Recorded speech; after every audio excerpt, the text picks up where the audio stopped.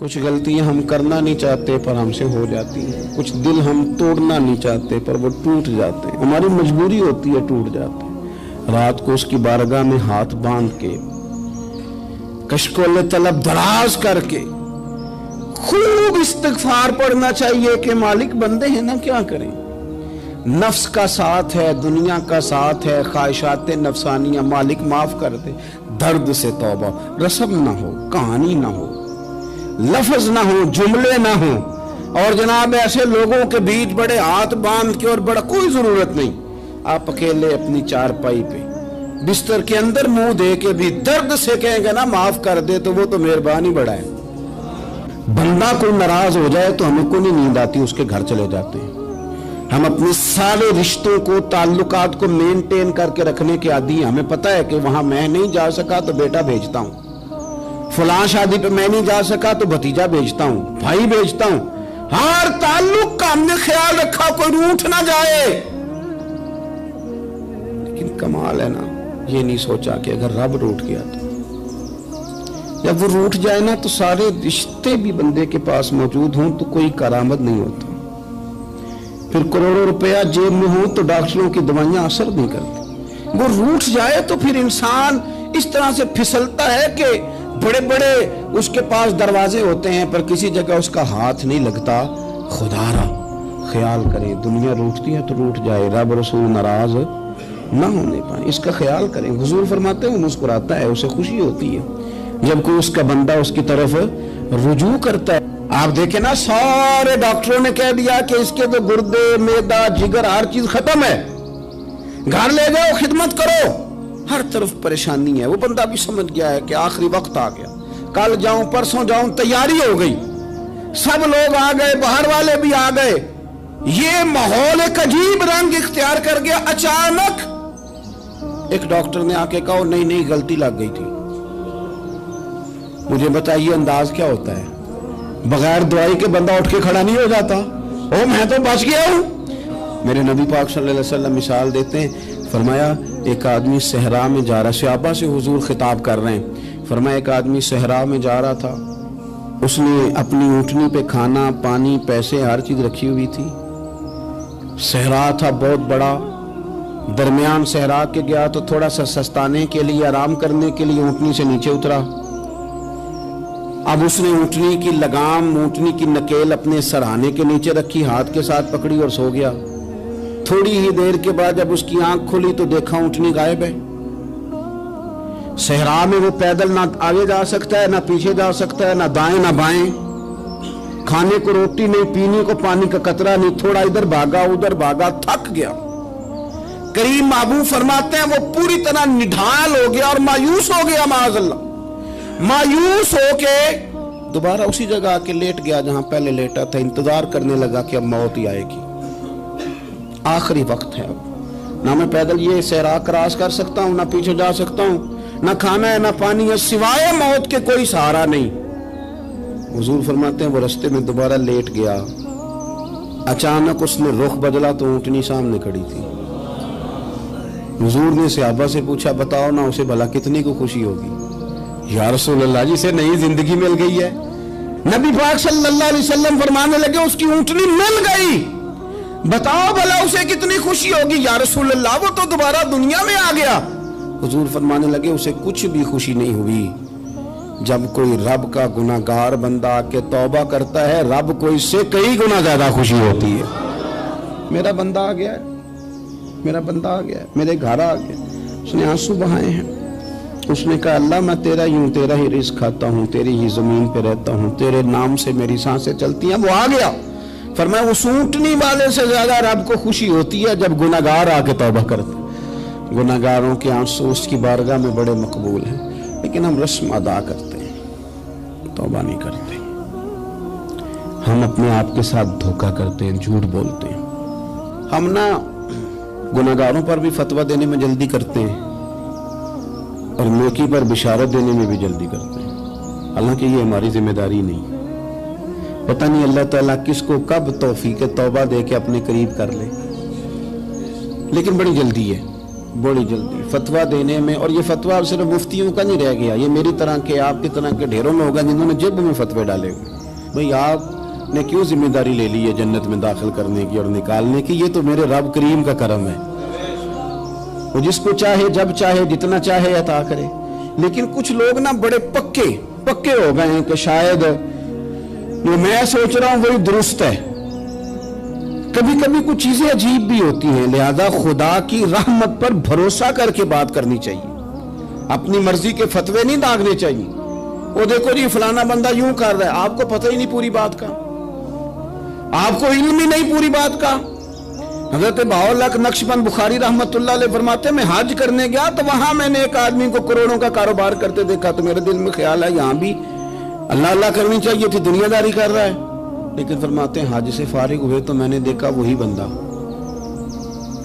सारा कुछ रब की बारगाह में खैरात कर रहा है, और सैकड़ों गरीब हाजी हैं जिनको पूरे पूरे खर्चे दे रहा है। तो मैंने वही अपनी सोच से तौबा की कि मैं कहाँ था। बड़ी जल्दी खड़े ना हो जाएं। हजरत हसन बसरी रहमतुल्लाह ताला अलैह इरशाद फरमाते हैं कि मैं दरिया के किनारे गया तो वहां मैंने एक शख्स को देखा, वो अपनी एक खातून की गोद में सर रख के बैठा और करीब एक बोतल भी पड़ी है। मेरे दिल में माज़ अल्लाह ख्याल आया कि देखो किस अंदाज में एक औरत के साथ ये है और पास बोतल भी पड़ी है, जाने शराब है। कहते मैं सोच ही रहा था कि अचानक की कश्ती आ रही थी दरिया में, वो हिचको लेखा है, कश्ती में 4-5 लोग थे, वो दरिया में डूबने लगे।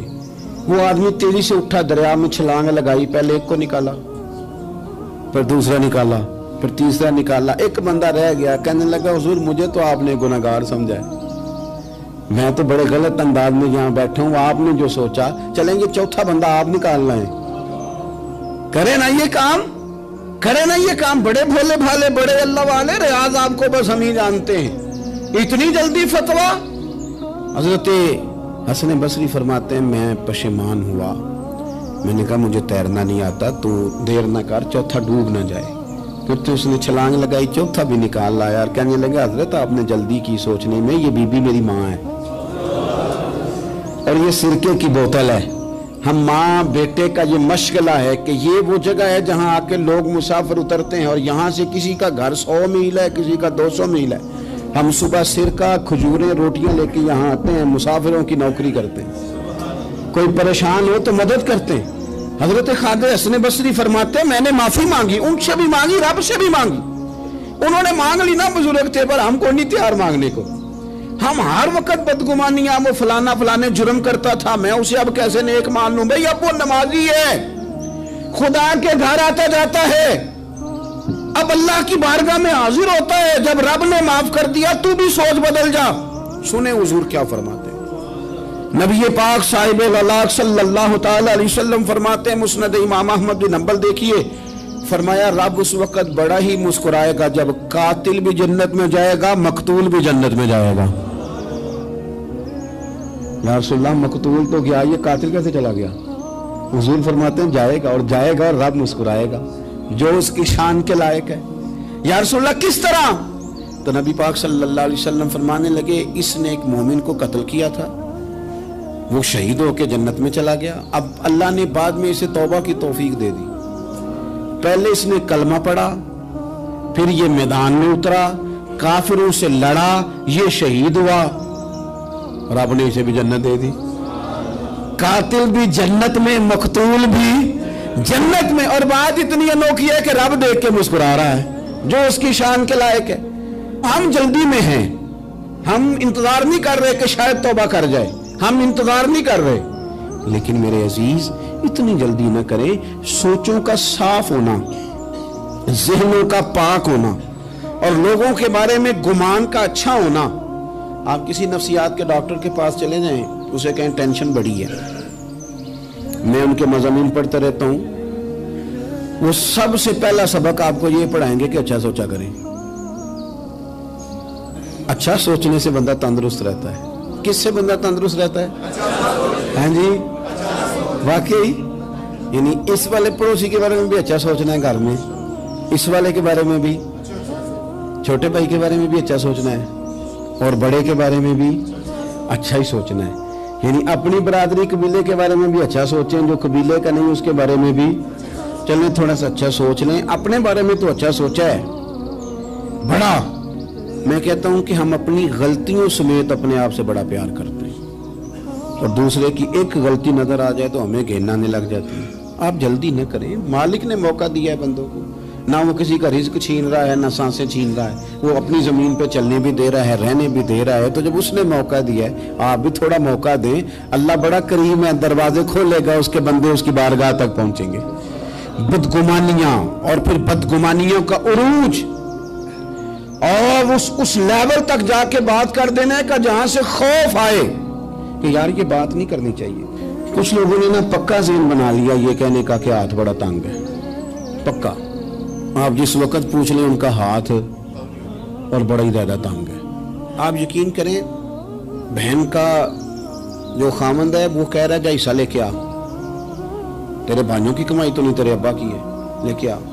وہ بیچاری اس کی منتیں کر رہی ہے, کہتی ہے اگر جاؤں گی نا تو وہ کہیں گے حصہ لے جا, آج کے بعد ہمارے گھر نہ آنا, میرا دروازہ نہ بند کرو, مہربانی کرو. اور بھائی سے بات کرتی ہے تو کہتا ہے ہاتھ ہی بڑا تنگ ہے, جب ٹھیک ہوگا تو دے دوں گا. نہ کریں یہ ظلم. ہمارے اپنے تڑپتے رہتے ہیں اور ہماری دولتیں اندر پڑی رہتی ہیں. ہمارے اپنی چھوٹی چھوٹی ضروریات کے لیے پریشان ہوتے ہیں, لیکن ہم بڑے بڑے بہانے ہیں ہمارے پاس, کہتے ہیں یہ نکما ہے, یہ نکھٹو ہے, یہ کام نہیں کرتا, اس میں فلانا ہے, بے فلانا ہے, بلے میں نے نہیں ساتھ چلنا.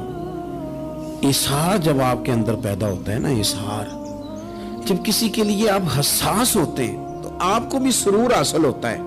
نہ کریں یہ کام کہ آپ کو اللہ نے وسعت دی ہے اور ہر وقت آپ ہاتھ تانگ ہونے کا رونا رو رہے ہیں, ہر وقت آپ یہ کہہ رہے ہیں میں بڑی آزمائش میں ہوں, جب خدا نے آپ پہ نہیں ڈالی. تو اتنے جھوٹ بولنا صرف اس لیے کہ میرے پیسے بچ جائیں, صرف اس لیے کہانی سنانا کہ حالات میرے بڑے خراب ہیں کہ کوئی بندہ میرے سے کوئی تھوڑا بہت قرض نہ مانگ لے. سنو, نبی پاک صلی اللہ علیہ وسلم کے پاس مہمان آ گیا, بخاری مسلم ہے. حضور نے ازواج مطہرات کے گھروں میں پیغام بھیجا, کچھ چیز ہے ضیافت کے لیے؟ یا رسول اللہ کچھ بھی نہیں, یہ دو جہاں کے شاہ ہیں اور پاس کچھ رکھتے نہیں, دو جہاں کی نعمتیں ہیں ان کے خالی ہاتھ میں. یا رسول اللہ کوئی چیز بھی نہیں. حضور نے صحابہ کے مجمع پہ نظر ڈالی, یا رسول اللہ صلی اللہ علیہ وسلم حکم ہو. تو حضور فرمانے لگے تم میں سے کوئی بندہ ہے جو اسے گھر لے جائے روٹی کھلائے. ایک صحابی اٹھے فوراً, حضور میں لے کے جاتا ہوں کھانا کھلاتا ہوں. فرماتے ہیں میرے گھر میں صرف بچوں کا کھانا تھا, یہ نہیں کہ فریزر بھرا ہوا ہے نعمتوں سے, صرف بچوں کا کھانا. یہ نہیں کہ کسی کو دیکھ کے اپنی ہنڈیا پہ برتن دے لیا, صرف بچوں کا کھانا. کہتے ہیں گھر گیا, بیوی سے کہا کیا کیفیت ہے؟ کہنے لگی بچوں کی روٹی ہے. میں نے کہا بچے سلا دے, صبح ناشتہ کر لیں گے. تو کہنے لگی آپ کیا کھائیں گے؟ تو میں نے کہا نہ میں کھاؤں گا نہ تم کھائے گی, مہمان جو نبی پاک کا ہے. کہا اچھا, اب ذرا تجویز دیکھو میاں بیوی کی سوجھی آپس میں. کہتے ہیں کھانا لگا دینا کیونکہ ایک آدھ بندے کا کھانا ہے.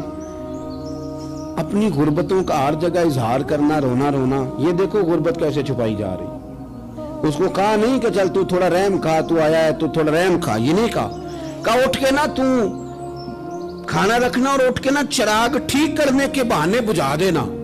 ہم دنیا والوں کے سامنے کیوں اپنے دکھ بیان کریں؟ ہم جو کہیں گے رب رسول کی بارگاہ میں کہیں گے. تو نا چراغ ٹھیک کرنے کے بہانے. اہلیہ اٹھی, کھانا دینے کے بعد چراغ ٹھیک کرنے کے بہانے بجھا دیا. خامد بھی ہاتھ چلاتے رہے, بیوی کبھی برتن رکھتی کبھی اٹھاتی, پتہ چلے کہ کھانا کھا رہے ہیں, کھانا کھایا جا رہا ہے. کہتے ہیں مہمان پیٹ بھر کے کھانا کھا گیا. یہ کام ہوا رات کے اندھیرے میں, اس وقت ہوا جب چراغ بھی بند تھا, اس وقت ہوا جب کوئی دیکھنے والا نہیں تھا, کسی پڑوسی کو بھی خبر نہیں تھی. فرماتے ہیں صبح کے اجالے میں اس مہمان کو لے کے مسجد نبوی میں نے قدم رکھا تو نبی کریم نے فرمایا رات جو تم نے کام کیا ہے نا اسے دیکھ کے میرا رب بڑا مسکرایا ہے, اللہ بڑا مسکرایا ہے. اللہ تر دامنی پہ شیخ ہماری نہ جائیے, ہم دامن نہ چھوڑ دیں تو فرشتے وضو کریں. یہ شان ہے صحابہ کی. نبی کریم علیہ السلام نے فرمایا رب رات مسکرایا تیرا یہ انداز دیکھ کے, اور اس نے قرآن نازل کیا وَيُبْصِرُونَ عَلَىٰ أَنفُسِهِمْ وَلَوْ كَانَ بِهِمْ خَصَاصَةٌ